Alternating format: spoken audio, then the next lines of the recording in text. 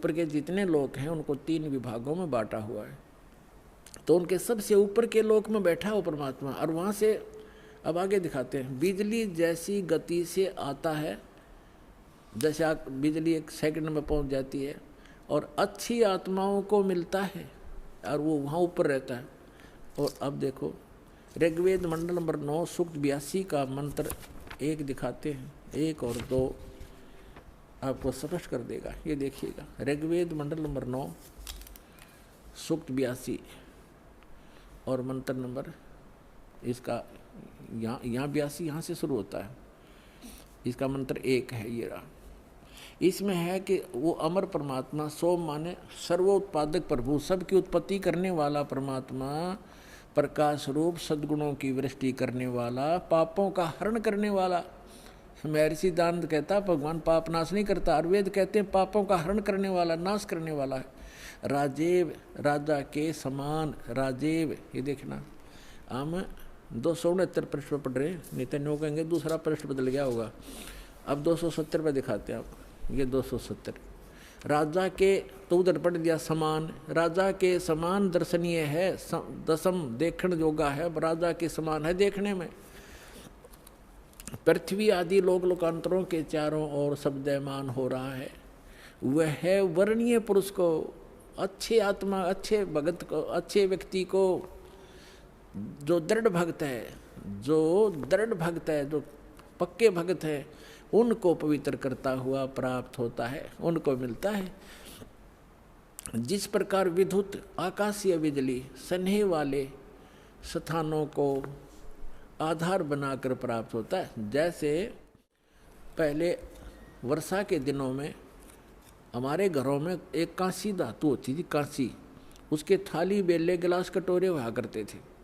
और हमारी दादी जी कहा करती थी हमारी माताओं से, चाची ताइयों से, कि बाहर जो थाली रखी होती, बेले रखे होते कांसी के, कहा करती इनको अंदर रखो, क्योंकि कांसी की धातु पर, थाली पर बिजली गिर जाती है आकाश की, क्योंकि उसका अट्रैक्शन होता है। तो यहाँ यही कहा है, वेद बता रहे हैं कि वो परमात्मा अपने उन पुण्य आत्माओं को ऐसे आधार बनाकर प्राप्त होता है, उसका अट्रैक्शन होता है उन अच्छी आत्माओं, दृढ़ भक्तों में। जिस प्रकार आकाशीय बिजली धातु विशेष पर अट्रैक्ट होकर उसी पर आधार बनाकर आती है। बता के कसर छोड़ दी, क्या कमी छोड़ दी वेद ने बताने में। अब आगे देखो, ऋग्वेद मंडल नंबर 9 सूक्त 82 का मंत्र नंबर 1 आपने पढ़ लिया। अब दो में क्या बताया है, किस लिए आता है वो। हे परमात्मन, उपदेश करने की इच्छा से आप, ओहो, यानी ज्ञान देने के लिए, यथार्थ ज्ञान देने की इच्छा से आप महापुरुषों को प्राप्त होते हैं। हो गया स्पष्ट कि जैसे आकाशीय बिजली आती है, गतिशील होकर के यहाँ आते हैं। और देखो ऋग्वेद मंडल नंबर 9 सूक्त 82 का मंत्र नंबर 3 में क्या कहा है, पवित्र यज्ञों में रक्षा से आप प्राप्त होते हैं। पृथ्वी आदि लोकांतरों में गति करते हुए, सर्वव्यापक नहीं, आप है, गति करते हुए, ये गलत लिखा है, इन्हें अपनी सोच थोड़ी अड़ाई है। आप माने आप स्वयं गतिशील होकर विराजमान होते हैं।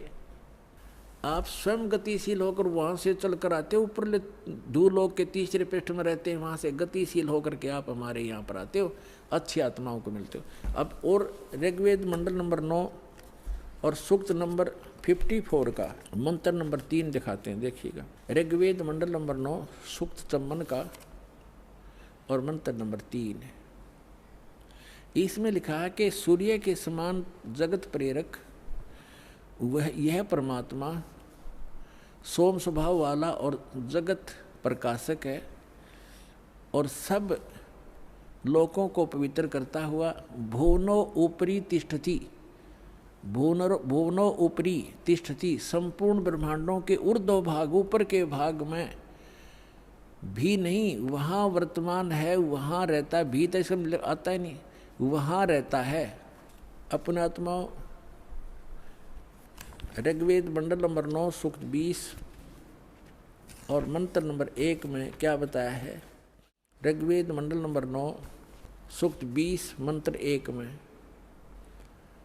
यो 20 मंत्र 1 में, वह परमात्मा, यहाँ लिखना कबीर देव, ये कवि नहीं, ये कबीर देव, ये ऊपर लिखा कबीर देव, इस रे को इन्होंने यहाँ कबीर लिखना था, कबीर देव, वो कबीर परमेश्वर मेधावी, यहाँ लिखना था कबीर परमेश्वर है, वह परमात्मा कबीर देव है, कबीर परमात्मा वह कबीर देव है जो सबका रक्षक है, विद्वानों की तृप्ति के लिए ज्ञान को देता है। विद्वान यानी वही आकर के वो ऐसा ज्ञान देता जिससे बुद्धिमान लोग तृप्त होते हैं, संतुष्ट होते हैं, और सहनशील है, संपूर्ण दुष्टों को संग्रामों में यानी ज्ञान के युद्ध में तिरस्कृत करता है, सबको पराजित कर देता है अपने तत्व ज्ञान से। अब आज इतना ही इन सदग्रंथों से हमने लेना था, अब दास सुनाएगा। आज का जो सत्संग सुनाना चाह रहा था दास, अब शुरू कर रहा हूँ उसको, लेकिन समय थोड़ा है इसलिए संक्षिप्त में बताऊंगा। अब दो प्रकार से मानव शरीर प्राप्त होता है, और दूसरा ये था कि सत्संग केवल परमात्मा ही आकर बताते हैं, यथार्थ ज्ञान स्वयं भगवान बताते हैं। तो वो परमात्मा 600 वर्ष पहले आए थे, उन्होंने यथार्थ ज्ञान दिया, और वो अच्छी आत्माओं को मिलते हैं और उनको फिर यथार्थ ज्ञान से परिचित कराते हैं। उसके लिए परमेश्वर ने स्वयं कहा है, चारों युग में मेरे संत पुकारे, कूक कहा हम हेल रे, हीरे माणक मोती बरसे, ये जग चुगता ढेल रे। चारों युग में मेरे संतों ने आवाज लगा लगा कर, हेला देकर, आवाज ऊंचे स्वर में गूंज गूंज कर बोला है, और हमने भी चारों युग में मेरे संत पुकारे, मेरे संत जो मुझसे परिचित हुए, और कूक कहा हम हेल रे, हमने सब जगह आवाज लगा लगा कर ढोल के डंके पर कहा कि तुम साधना गलत कर रहे हो, तुम अपने ग्रंथों से परिचित नहीं हो बच्चों, हम जो ज्ञान दे रहे हैं ये मोक्षदायक है, तुम्हारा पाप नाश करेगा, तुम्हें सुख देगा। तो जो यथार्थ भक्ति मार्ग रूपी हीरे मोती लाल वो तुमने स्वीकार नहीं किए, और आन उपासना शास्त्र विधि त्याग कर मनमानी पूजा करके वो कंकर पत्थर इकट्ठे कर लिए जो जिनकी कोई कीमत आगे नहीं मिलनी आपको। तो यहाँ बताते हैं, चारों युग में संत पुकारे, कूक कहा हम हेल रे, और ये सत साधना मोक्षदायक ज्ञान और भक्ति रूपी हीरे माणक मोती बरसें, ये जग चुगता ढेल रे। हमरा ज्ञान किन्हें ना सुनिया, और पर भी लेन जात है दुनिया। हमारा ज्ञान कोई सुनता नहीं, और वहाँ पर भी में नहाने जाते हैं उस तालाब में जहाँ इन शास्त्र विरुद्ध ज्ञान देने वाले साधकों ने, संतों ने मिसगाइड किया हुआ है। वहाँ कुंभ का मेला लगेगा, उस तालाब में नहाने से मोक्ष हो जाएगा। आपसे पहले तो कछुए, मछलियाँ, मेंढक रहते हैं, वही मुक्त हो जाते हैं, आपसे पहले उसके अंदर ही पड़े हैं वो। अरे बोले आदमियों, है कहीं गीता जी में लिखा कहीं पर ये जा करके पर भी लेकर आओ, या कोई अन्य मंत्र जाप करो, या श्राद्ध निकालो?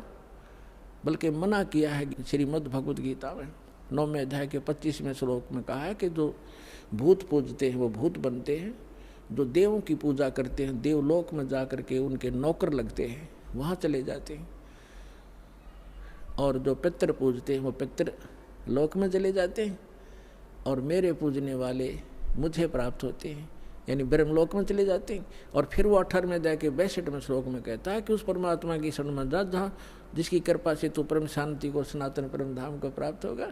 तो कहीं पर भी पूरी श्रीमद् भगवद गीता में ना कोई तीर्थ, ना व्रत, और ना ही किसी अन्य उपासना का प्रमाण है। तो हमने शास्त्र विधि अनुसार साधना करनी है जो हमारे सदग्रंथ बताते हैं।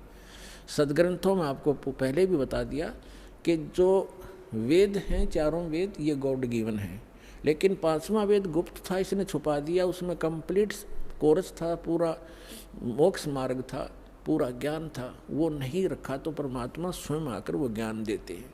उस ज्ञान के अंदर ये पूरा कोर्स है मोक्ष प्राप्ति का, यहाँ के सुख प्राप्ति का, आपके संस्कार में, प्रारब्ध में, आपकी किस्मत में लिखे हुए पाप को टालने का। ये साधन वाले ने वर्णित किया है जो दास के पास उपलब्ध है, इसको प्राप्त